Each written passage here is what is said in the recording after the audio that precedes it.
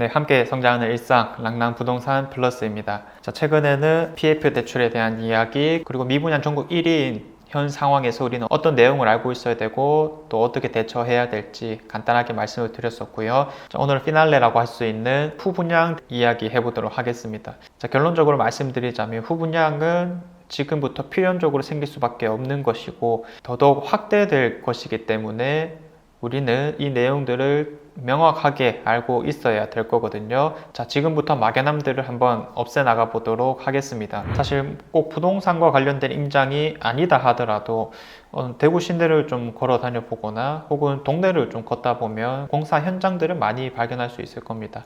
근데 일반적인 상식으로는 보통 이제 분양을 하고 어떤 건물들이 좀 올라가기 마련인 건데 여기는 분양을 했다라는 소식도 안 들렸는데 건물들이 올라가고 있네 라는 곳을 또 심심치 않게 발견할 수가 있을 거거든요. 그런 것들을 이제 통틀어서 우리가 후분양 단지다 라고 보통 일컫습니다. 자, 그래서 이런 후분양 단지들은 어떤 것들이 있고 지금과 어떻게 또 달라지는지를 우리가 잘 알아야 될 거거든요. 자, 그래서 아까 서두에 말씀드렸다시피 후분양이 늘어나고 있는 상황이고 또 후분양은 더 이상 선택이 아니다 라고 하는 점 다시 한번 말씀을 드리겠습니다. 현재 입주를 시작한 후분양 단지들이 점점 늘어나고 있습니다. 2020년쯤으로 해서 이 후분양 단지들에 대한 개념이 새롭게 나오기 시작했었는데 분양가부터 시작되었다라고 말씀을 드릴 수가 있겠죠. 이 건설사들 입장에서는 워낙에 이 분양가가 너무 적다, 늘 하던 대로 선분양을 해서는 이 분양가를 제대로 받을 수 없다, 주변 입지에 비해서는 턱없이 낮다라는 측면이 있었습니다.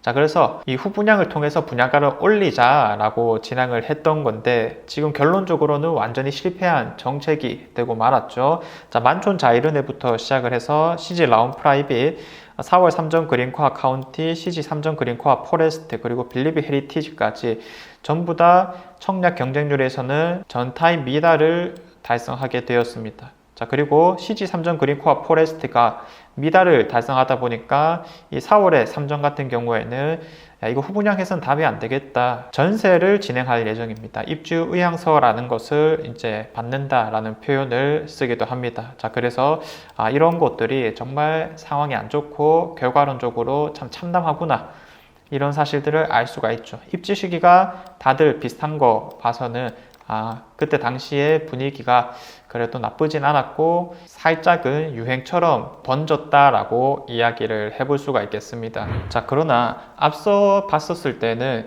이런 분양가 때문에 후분양을 선택하는 경우들이 대부분이었지만 지금 현재와는 상황이 완전히 다를 거거든요. 왜 그러냐 하면 대구가 분양을 전면 중단했기 때문입니다. 필수적으로 후분양을 할 수밖에 없는 상황이 되어버렸다라고 하는 겁니다. 자, 그래서 우리는 이런 후분양 단지들이 지금 현재 어떤 곳들이 예정되어 있고 그 특성은 무엇인지 한번 살펴볼 건데, 단고개역 푸르지오 엘리비엔, 상인 푸르지오 센터파크, 볼리동 일대, 대구 4일동 더샵, MBC 주상복합, 여기도 더샵이죠. 자, 힐스테이트 황금역, 지산동 화성파크들인 신천동 대시양, 이런 것들이 현재로서 예상되고 있다. 특성상 워낙에 정보들이 없기 때문에 우리가 아주 명확한 정보들까지 알아내긴 힘들지만 적어도 건물들이 올라가고 있는 모습이 보이는 곳들, 자, 이렇게 해석을 해보시면 되겠습니다. 자, 4월 3점 그린코아 카운티 같은 경우 전세 분양을 한다 했는데 앞선 CG 3정이 워낙에 경쟁률이 안 좋았었고 거기도 이제 맥을 못 추고 있는 상황이기 때문에 여기도 이제 돈을 너무 못 받아 버리면 아무래도 좀 휘청거릴 수 있는 상황이 아닐까 이제 예상이 됩니다. 자, 그래서 일단 그 손실을 최소화하기 위해서 전세로 진행하겠다라고 계획이 잡혀 있는 모습이다라고 예상이 되고요. 남부포 오픈 채팅방에서 현장 임장 사진들을 많이 찍어 올려주시는데 방고개역 푸르지오 엘리비엔이라는 거고요.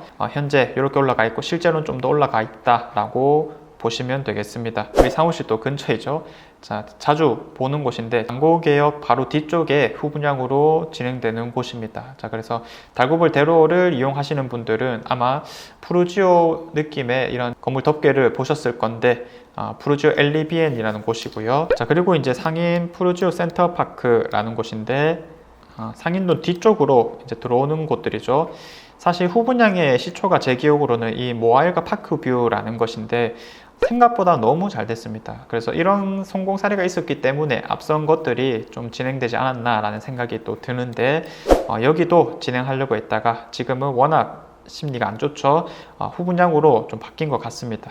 왕년에 아주 잘 나가던 뭐 학군지 이런 것들은 이미 다 옮겨간 상황이기 때문에 사실상 지금 뭐 입지적으로는 상인동 입지라고 하기에는 조금 약하지 않나라는 생각은 들지만은 주거단지로서의 인프라는 아주 잘 형성되어 있는 곳이고, 앞으로 이런 앞동에 5층짜리 아파트들도 좀 변화하지 않을까라고 예상되기 때문에 미래를 그려본다라면 뭐 나쁘진 않겠다라고 생각을 해볼 수 있겠고요. 자, 조감도는 현재 이렇게 나와 있는 상황입니다. 자, 그래서 지금 푸르지오가 앞선 두 개가 나와 있었는데 후분양들을 잘 감당할 수 있을까? PF 대출 영상에서도 봤다시피 지금 리스크들이 워낙에 좀 큰 것 같습니다. 자, 그래서 이런 것들 잘 이끌어 나갈 수 있을까? 조금 눈여겨서 봐야 되는 측면일 것 같고요. 일대를 좀 더 보자면 볼리동 일대에 대해서 미분양 이야기를 참 많이 했었습니다. 그래서 입주 후 미분양도 꽤 많이 잡혀 있는 상황이기 때문에 이런 것들은 조심해라 라고 전 영상에서 한번 말씀을 드렸었는데, 지금 요 위에도 매입이 상당히 많이 이루어졌습니다. 최근 5년 이내 매입단 내역을 한번 살펴보게 되면 뭐 이런 구역부터 이런 네 구역이 따로따로 또 매입이 된 상황이거든요.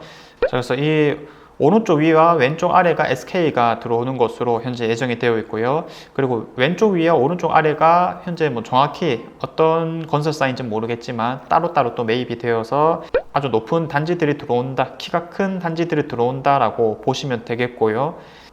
미분양이 갈수록 심해지겠구나. 자, 어쨌든 후분양으로 아마 진행되지 않을까라고 예상되는 곳입니다.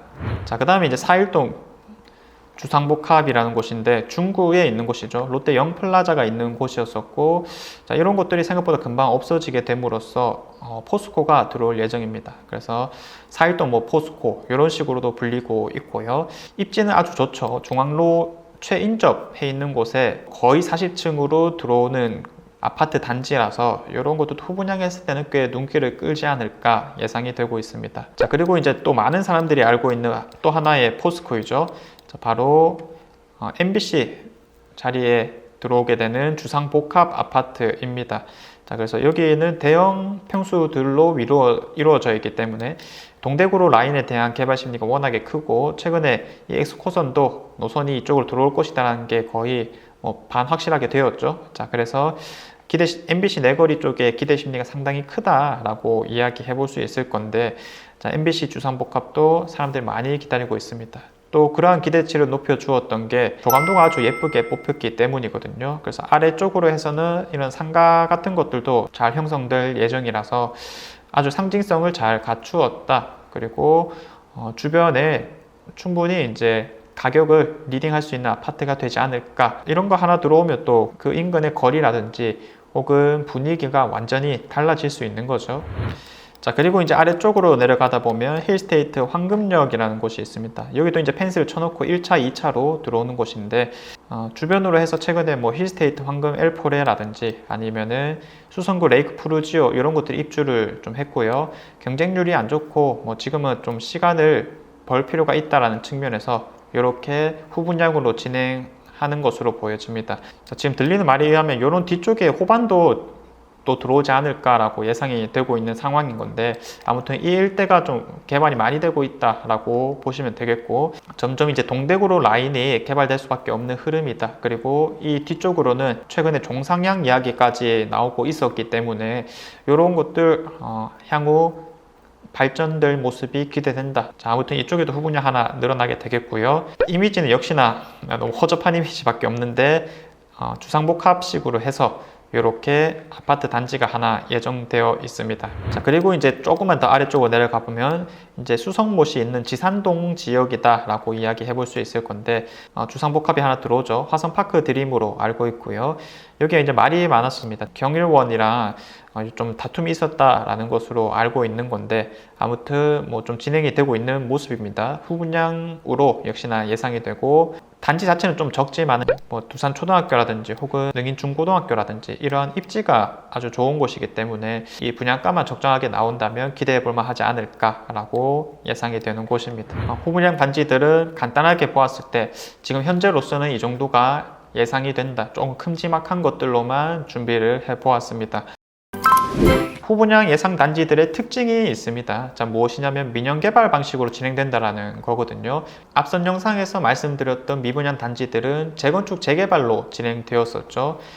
흔히 말하는 도시정비법, 도정법에 의해서 진행되는 것들이 있었습니다. 자, 그런 것들은 특징이 조합원이 있기 때문에 함부로 후분양으로 바꾼다라거나 혹은 계획을 전면 수정한다, 이런 것들이 거의 불가능하지 않을까라고 예상이 되었었고, 정말 어쩔 수 없이 후분양을 가거나 아니면은 조금 기다렸다가 그래도 선분양하지 않을까라고 예상이 되었었는데, 방금 말씀드린 곳들은 조합원들이 없는 곳입니다. 즉 무슨 말이냐, 자체적으로 매입을 해서 진행된 곳들이기 때문에 이런 것들은 시행사와 건설사들이 좀 더 자유롭게 판단할 수 있지 않을까. 그런데 지금은 본인들이 원한다라고 분양 내줄 수는 없는 상황이다 보니까 일단 후분양으로 진행하자, 이렇게 될 가능성이 상대적으로 더 높다라고 예상을 하고 있습니다. 자, 그래서 맨 처음에 말씀드렸죠.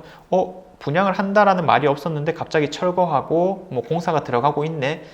주위에 이런 것들이 현재 상당히 많아졌는데 모두 민영개발로서 후분양될 가능성이 상당히 높아졌다라고 말씀드립니다. 자, 이처럼 후분양들이 너무 많이 늘어났기 때문에 더 이상은 선택이 아니라 우리가 필수적으로 알아야 된다라고 말씀을 드릴 수가 있겠습니다. 자, 그런데 이제 이런 후분양들이 늘어나면 늘어날수록 자연스럽게 할인 혜택들도 늘어날 수밖에 없는데, 지금 현재까지 나오고 있는 표현들만 한번 살펴보게 되더라도, 자, 일단 분양가가 최소 10%에서 20%, 그리고 과열되면은 과거 사례에서는 30%까지 늘어난 적도 있었습니다. 그래서 이 30%는 좀 진행되지 않을까라고 예상이 되고 있고요. 원금 안심 보장제라고 해서 너가 지금 당장은 계약하지만은 입주 시기에 되어서는 입주 안 해도 된다, 취소해도 된다, 취소했을 때는 우리가 이자까지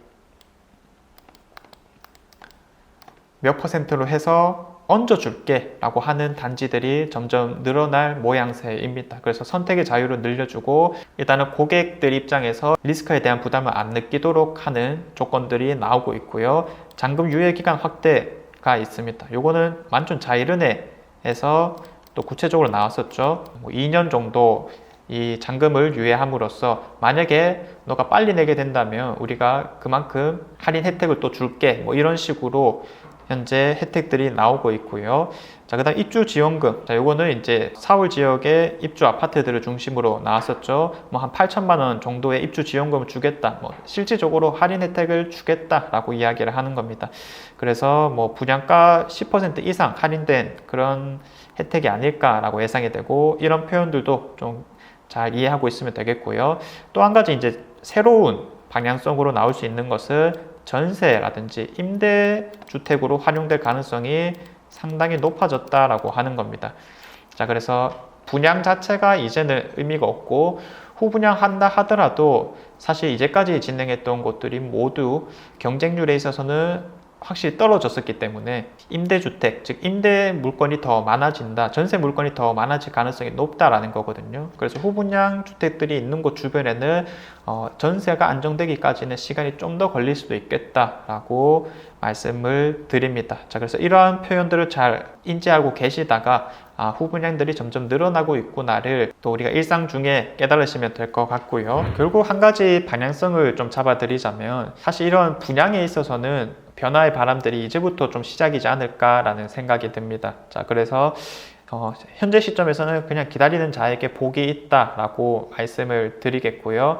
단지 이러한 기다림들이 아무것도 안 하고 기다리는 것이냐, 그런 거는 절대로 아니겠죠. 구축이나 신축이나 엄청 많이 흔들리고 있는 상황에서 우리가 생각해 봐야 되는 것은 다음 시장이 어떻게 될 것이냐라는 부분일 것 같습니다. 앞선 후분양 단지들은 사실상 후분양이라서 실패한 게 아니라 높은 분양가 때문에 실패했다, 그리고 그런 게 너무 안 좋은 시기랑 겹쳤다, 이런 측면에서 해석을 해볼 수가 있겠습니다. 자, 그렇다면 앞으로 나온 후분양 단지들도 마냥 분양가를 높게 할 수가 없으니까 이 후분양 단지들이 적절한 분양가를 만약에 들고 나온다라면 이거는 충분히 옮겨갈 수 있는 상황이다라고 이야기를 해볼 수 있겠습니다. 자, 그래서 우리가 말하는 기다림이나 이러한 분양 단지들이 언제든 그리고 앞으로는 나올 수 있는 환경이 갖춰졌다 이런 것들이 준비된 상태가 아닐까 싶습니다. 이런 마음의 준비를 좀 하시고요. 그 다음에 내가 지금 살고 있는 곳이 뭐 구축이라거나 혹은 임대로 생활을 하고 있다라면 언제든지 이런 기회가 생겼었을 때 넘어갈 수도 있겠다라는 준비를 해두시면 좋을 것 같습니다. 아무튼 당장의 일은 아니기 때문에 차차 이제 준비를 좀 해보시면 될 것 같고요. 임대차 기간을 너무 길게 하지 않는다든지 이런 후분양 단지들에 대한 모니터링을 계속 한다든지 하는 노력들이 필요하지 않을까 싶습니다. 사실 제가 유튜브를 매일 찍고 있기 때문에 분명 또 눈에 띌 만한 내용이 나오면은 바로바로 알려드리지 않을까 생각이 되어서 사실상 모니터링까지는 제 유튜브를 잘 보면 되겠다 이렇게 좀 뻔뻔한 말씀 드리겠고요. 아무튼 본인 상태가 가장 중요하다라고 이야기를 해볼 수가 있겠죠. 언제든지 준비된 상태에서 많이 물어보시길 바라겠습니다. 후분양 단지들이 계속 늘어나고 있습니다. 앞으로는 우리의 선택이 아니라 필수적인 상황이 될 것이다 라고 예상이 되는 만큼 여러분들도 이에 대해서 한번 잘 생각해 보면 좋지 않을까 싶습니다. 자, 오늘도 좋은 하루 보내시고요. 제가 준비한 내용은 여기까지입니다. 자, 내일도 좋은 내용으로 한번 찾아오도록 하겠습니다. 감사합니다.